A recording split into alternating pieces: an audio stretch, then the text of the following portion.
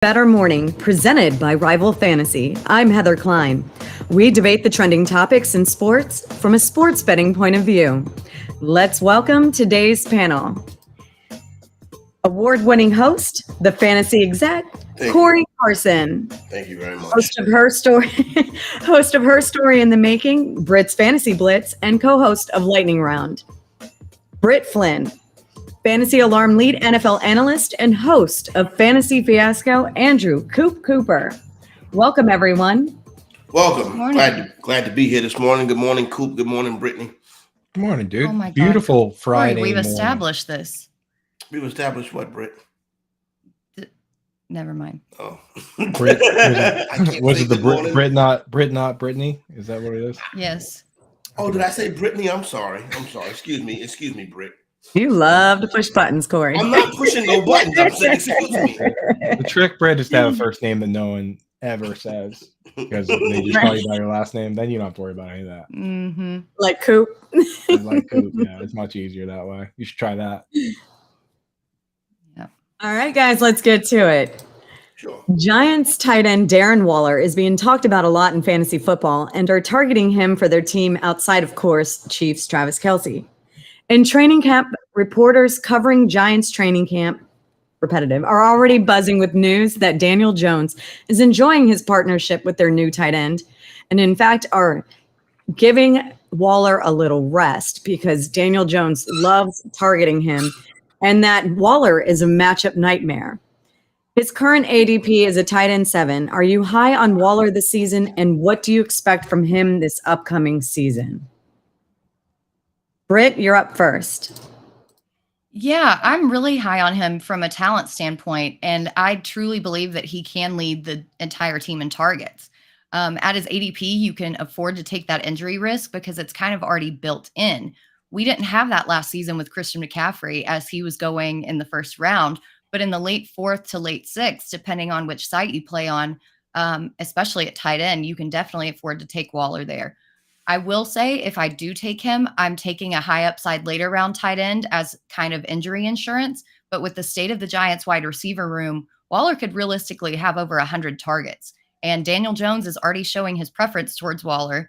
And I know that it's early in training camp, but it's definitely promising. Tight ends are kind of a toss-up outside of Kelce, so taking Waller makes much more sense than anyone else in this range. Yeah, Waller very well could, and Britt was spot on that one. Waller very well could be 100 target guy, Giants lead wide receiver. You know what I'm saying? My tight end strategy this year, though, I'll probably get 2 of that top 9. I say top 9 and not top 10 because I'm never drafting David Njoku again. So that top 9, kind of ends with that in that range of where you get Evan Ingram and Pat F out there in Pittsburgh. So yeah, I like Darren Waller. I think he's a good guy to get out there. I'd rather get 2 of those top 9. You know what I'm saying? Not just one of them. And I think Waller can be that guy. I've got Waller in some early drafts already. I'm in on Waller. I think he can bounce back. Let me tell you guys a little something about Darren Waller.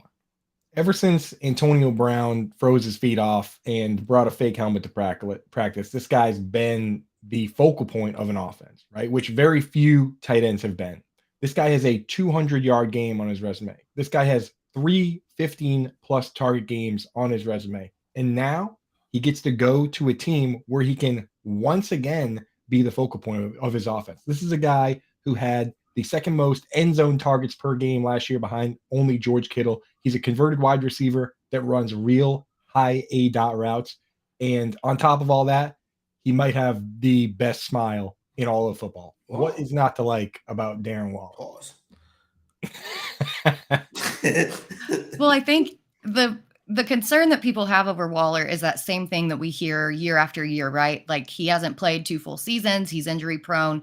He's on the downside of the AJ pecs, blah, blah, blah, blah, blah. But with Waller, and especially what we've seen with Daniel Jones, they took him off the field yesterday. And some say that it was just for him to take a breather.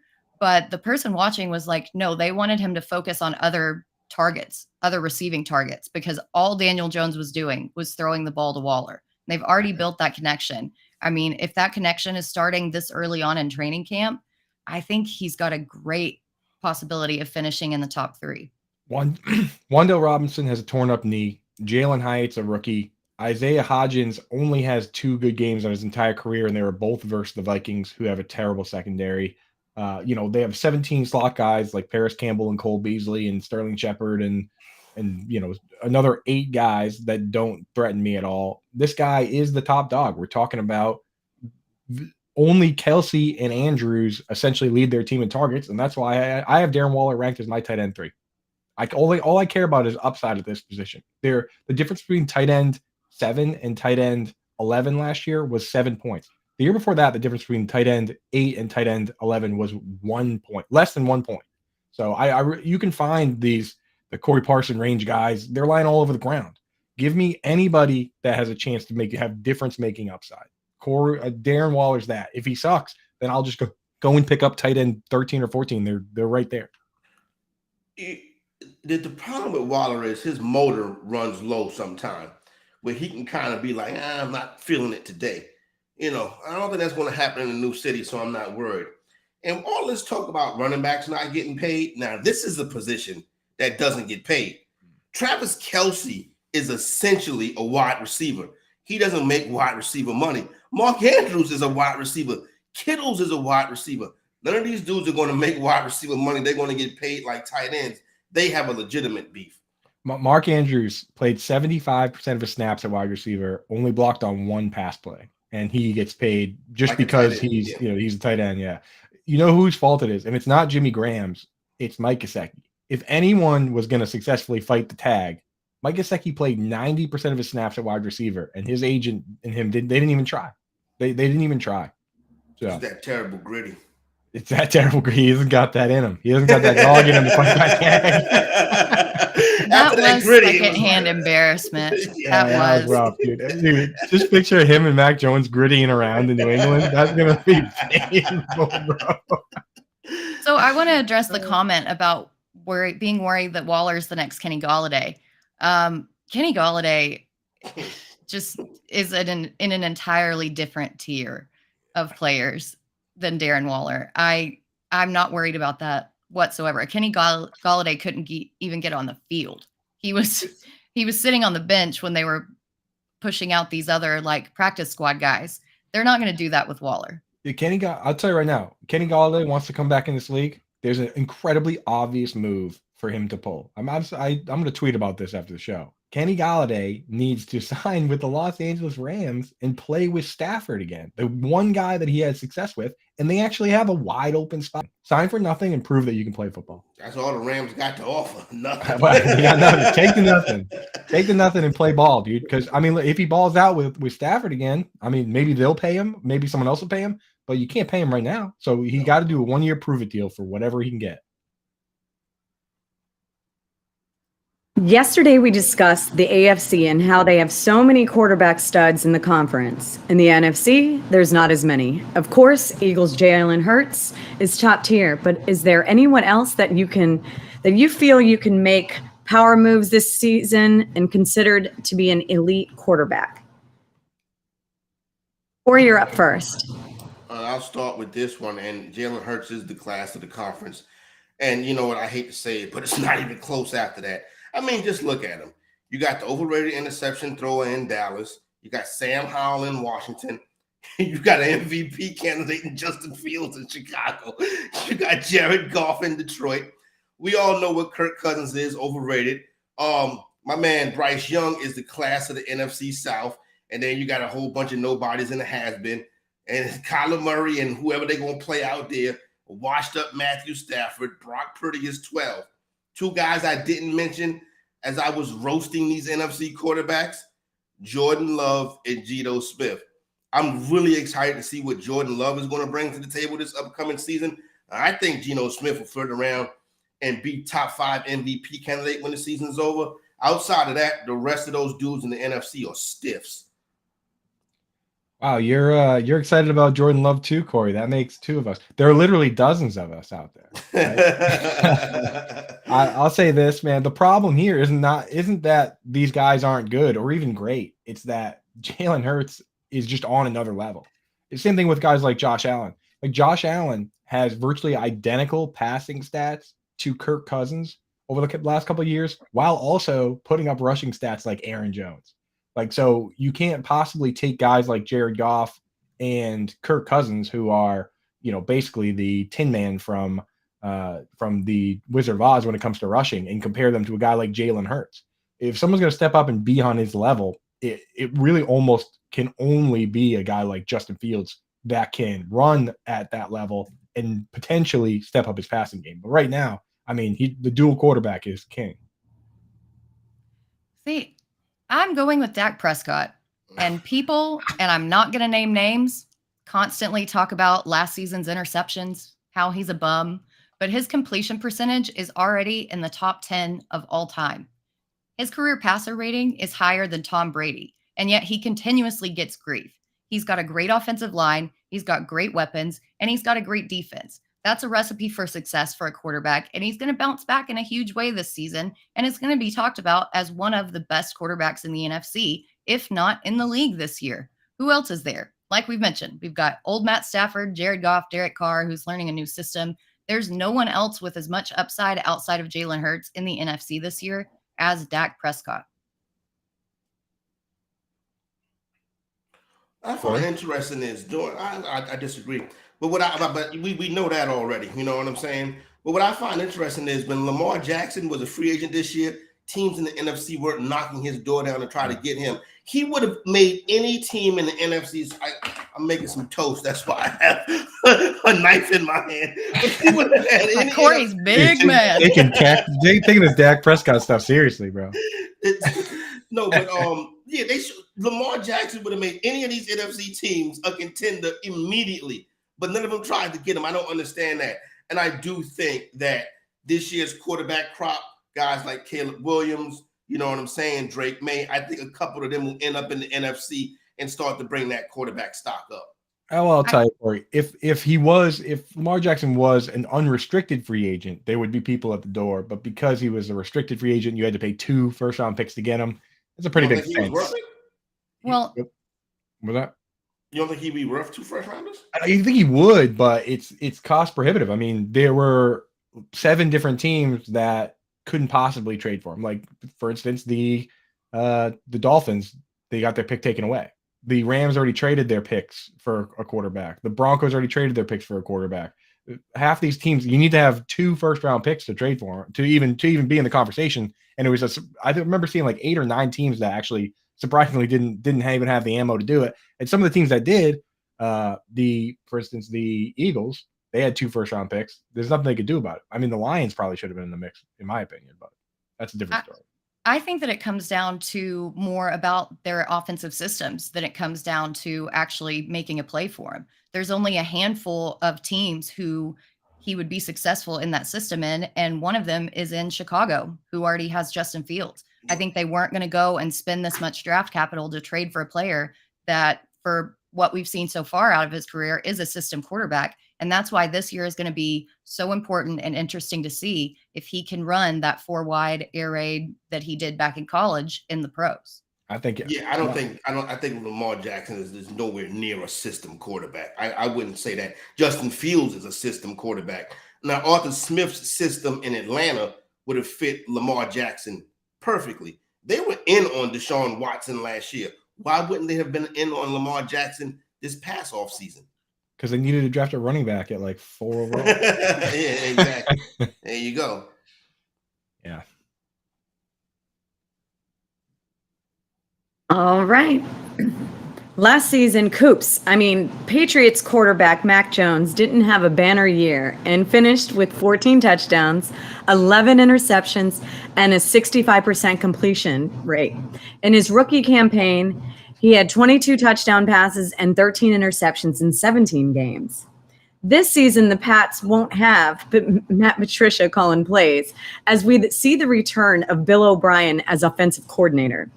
Do you think last season was a teaching moment for Jones? And is the OC swap enough for Mac Jones to have a comeback season? Coop, you're up first. Tight end talk, Patriots talk. What is it, my birthday here? What a beautiful Friday. That joke started on Twitter again.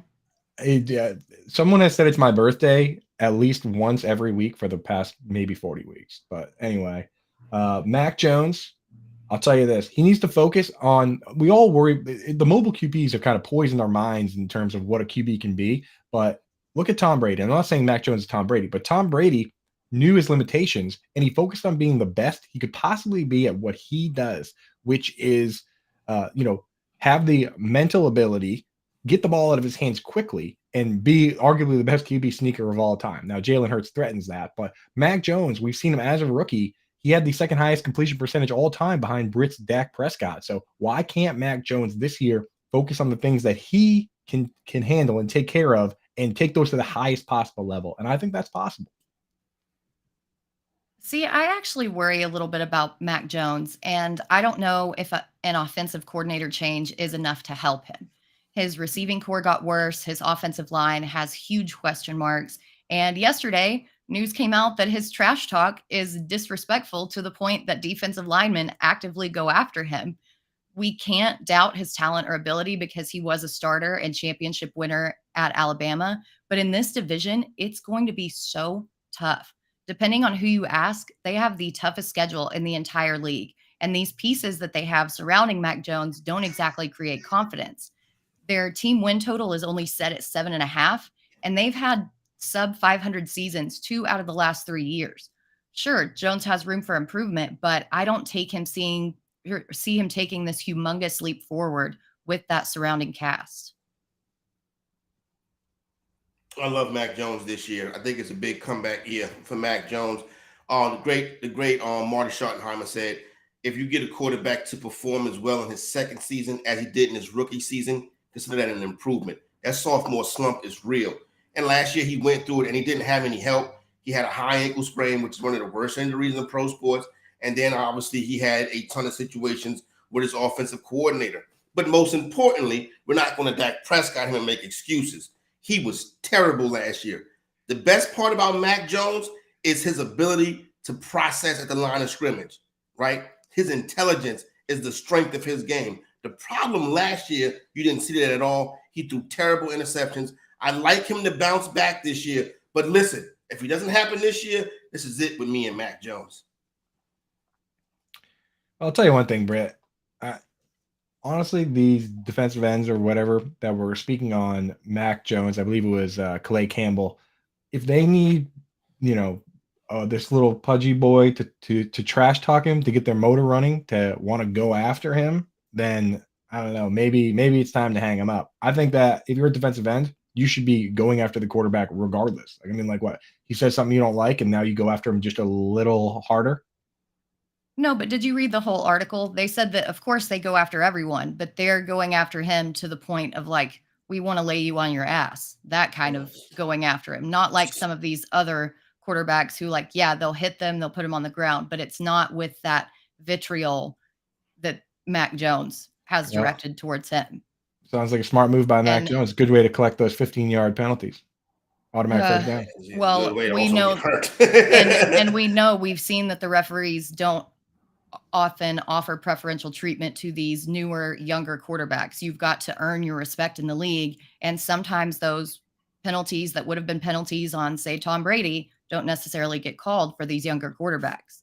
So I agree with Corey. I think it's a good way to get hurt. And then you look at who he's facing. I mean, he's going to have to go against Sauce Gardner twice a year. Everybody else in this division, I would have said Jalen Ramsey yesterday prior to this injury, and it's possible that Ramsey still does start by the time that Miami plays New England. Their schedule is just so tough. They didn't really bring anybody else in, and I'm concerned about Mac. Hey, let me tell you about this AFC East. Yesterday, I placed a wager on the Buffalo Bills not to make the playoffs. I think that culture is broken in Buffalo. You know what I'm saying? I really do. Anytime it's been this long since the end of that game, and the quarterback and number one wide receiver, it's something else going on inside that locker room. You know what I'm saying? So I think I'm fading Buffalo this year. Maybe I'm fading them too much, but I'll be honest with you. I'm starting to think the Jets are a team that could possibly be in the AFC Championship. And I didn't think I would ever say that in my life.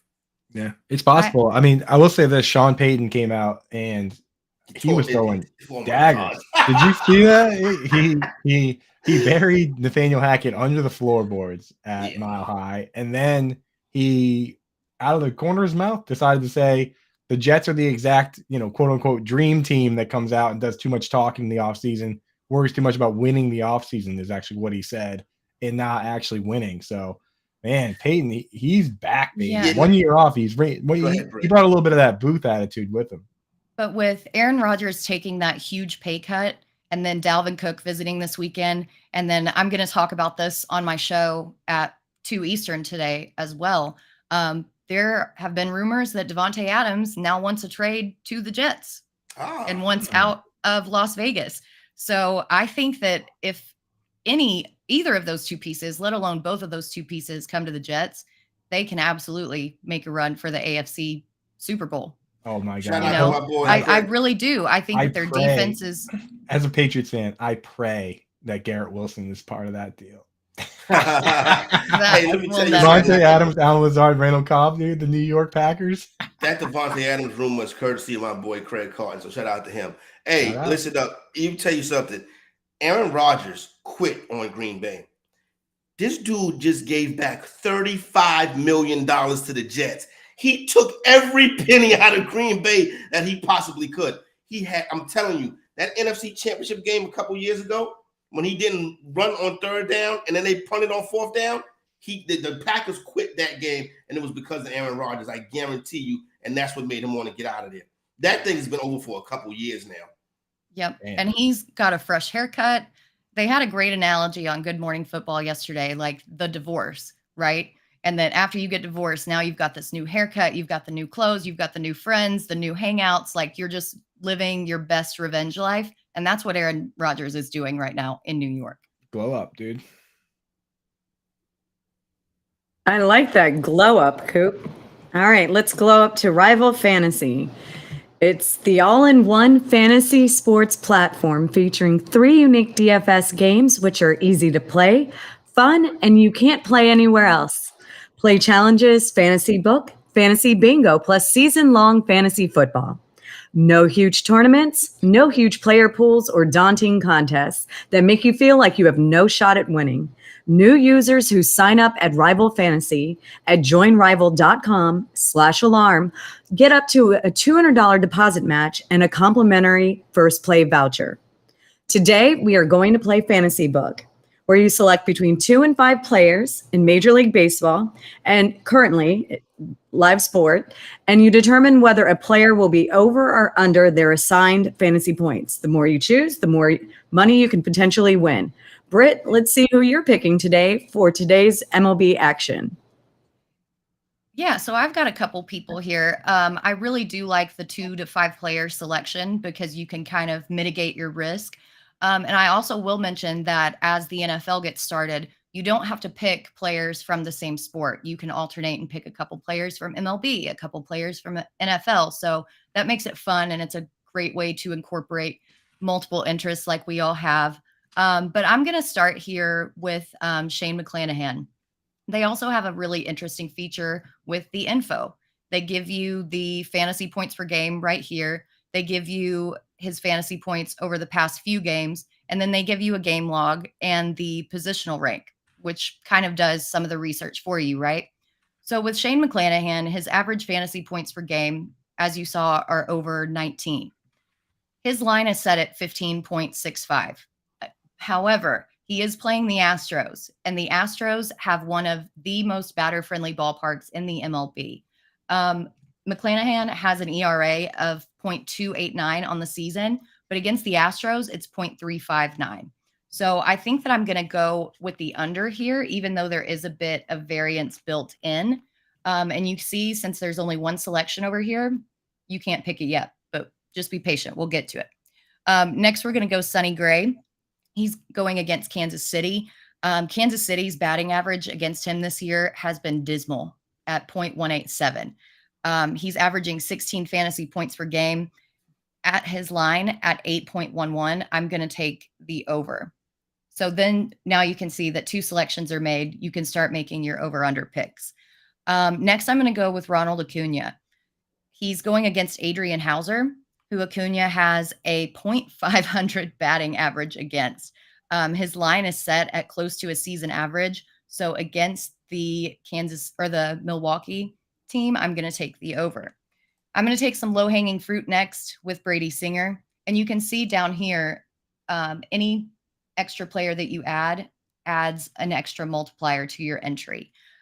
Singer has a 5.55 ERA. The Twins are batting .358 against him with a 1.14 OPS. So I'm going to take the under on his fantasy points here. Then just to make it interesting and get the most that I can get out of this bet, I'm going to go all the way down here with Cody Bellinger. Bellinger hasn't been great this season, but he is facing Jordan Montgomery, who has a 4.28 ERA. And Bellinger has a 3.37 ERA against him. So I'm going to take this over. You can see here at the bottom, 5 selections is a 10 times entry. So I'm going to take a $5 bet with the chance to win 50. I will say you have to win every single one. They don't break it down. It's an all or nothing situation. But when they give you so many tools and so much help to figure out where to go with this over under, it's kind of an easy bet for me. So I don't know. What do you guys think? Hasn't Sonny Gray been terrible? It sounded great, been terrible. Hasn't Sonny Gray been terrible lately? Hasn't he been getting rocked? I just looked at his batting average against this Kansas City team. I looked at the batter versus pitcher. Yeah. I missed it. And also Gray, he has gone over that number in 3 of his last 4. I actually looked at Gray and Singer myself, and I like both of those plays. So good job right there. You know what I'm saying? So I'm glad to know. See, Britt, by seeing you do it, it kind of lets me know that I was on the right path. I didn't go 5 deep. You know what I'm saying? But I did have those 2 pitches, so I feel pretty good about that. I'm just gonna copy you guys. That's cool, and it's probably a good idea. Trail, yeah, it's probably a good idea. Just lean over me when we're doing the test and just give me those coattails. Yeah, I'm like, yeah, but it's really fun. It's really simple, really easy. I'm not the most technologically savvy person in the world by any means, and I figured it out very quickly. So it's real easy to use, real fun, good stuff. Great for single real game. Fun until Sonny Gray gets shelled. Single game plays when you get Monday Night Football, Thursday night, obviously throughout the MLB season. So yeah, no doubt. I'm in. And I can do it down here in South Carolina, so that's even better. Yeah, that's right. It's kind of, if you're missing out in your state on parlays, this is about as close as you can get to parlay without breaking the rules, right? That's true. That's what I thought too, Coop. It seems very user friendly. Yeah. Not too many tech things you have to worry about. Looks great, and you don't have to invest in a lot of money to get a lot of money back, right? $5 to get 50. That's a great deal. There you go, no doubt. Hey, and full disclosure, I would love for Dak Prescott to have a fantastic season this year. I would love that. Look at that. I love it on a Friday. I want him to prove me wrong. Heather, get us out on a good note. All right, that was today's edition of A Better Morning. Thank you to Corey, Britt, and Coop. Make sure you check out Fantasy Fiasco with Coop at 1 p.m. Eastern and Britt's Fantasy Blitz at 2 p.m. Eastern. Have a better week.